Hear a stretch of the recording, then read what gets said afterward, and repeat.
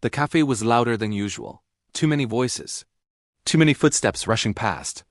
Too many reasons to turn around and leave. I almost did. Single dad life had taught me one rule I lived by. Avoid situations that invite questions. Questions lead to looks.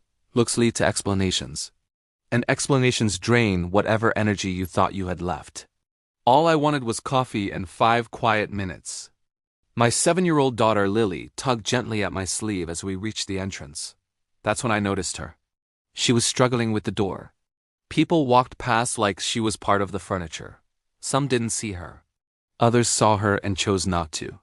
She was in a wheelchair, trying to maneuver herself inside while balancing a coffee cup on her lap. I hesitated. Not because I didn't want to help, but because I was tired of doing the wrong thing, tired of overstepping. Tired of awkward moments that linger longer than they should. Before I could decide, Lily whispered, "Daddy, why is no one helping her?" That question landed harder than any judgment ever had. I stepped forward and held the door open. She looked up, surprised, then offered a small, careful smile. "Thank you," she said. "No problem," I replied. She rolled inside with practiced ease. I followed, helping guide her to a table near the window. As she settled in, she looked at me again, this time more thoughtfully. Then she said, quietly and honestly, "Sorry, I am in a wheelchair." The cafe seemed to pause.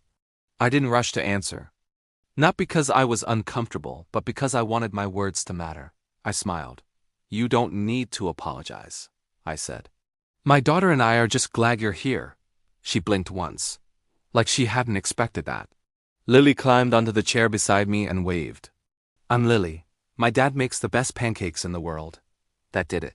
She laughed, an unguarded, surprised laugh. "I'm Hannah," she said. "And I'd like proof of that claim." I stood up. "Stay right here." When I returned with 3 plates instead of 2, she looked confused. "Oh, I didn't order." "I did," I said. "For you," she hesitated. "You really don't have to." "I want to," I said simply.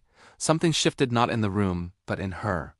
She wasn't being helped. She wasn't being pitied. She was just included. As we ate, Hannah shared pieces of her life. How people talked around her instead of to her. How conversations turned into interviews. How sorry had become the word everyone expected her to accept. Lily listened closely. Then she asked, "Does your wheelchair ever get tired?" Hannah laughed again. "Sometimes, especially uphill." Lily nodded seriously. "That's okay. My dad gets tired too." My throat tightened. Hannah looked at me and said softly, "Most people help for a moment, and then disappear." I met her eyes. "We're not in a hurry," and I meant it. Coffee turned into conversation, conversation into comfort. The cafe slowly emptied, but something between us filled the space. She told me about the accident, not for sympathy, just context. One rainy night, one distracted driver. One moment that divided life into before and after. "I didn't lose my life," she said quietly. "I just learned a new way to live it." Then my phone buzzed. A message from the after-school program. "Running late again," Hannah noticed. "Single dad?" "Yeah," I said. "My wife passed away 3 years ago." Her smile softened, but her respect stayed. "That explains the patience," she said. "And the pancakes." Lily suddenly looked up. "Do you want to come to the park with us sometime? There's a smooth path. Daddy always checks." I froze. Parents learn quickly when to correct their kids. This wasn't one of those times. Hannah looked unsure. "Are you sure?" Lily nodded. "Everyone should get invited." I nodded too. "She's right." Hannah's eyes filled not with sadness but with relief. "I'd like that."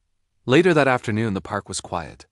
Lily ran ahead, her laughter echoing along the smooth path I always chose without thinking why. "You plan routes," Hannah said. "You learn to," I replied. She took a breath. "Most people decide who I am before I speak. Your daughter didn't. She just saw me." Lily ran back and handed her a leaf.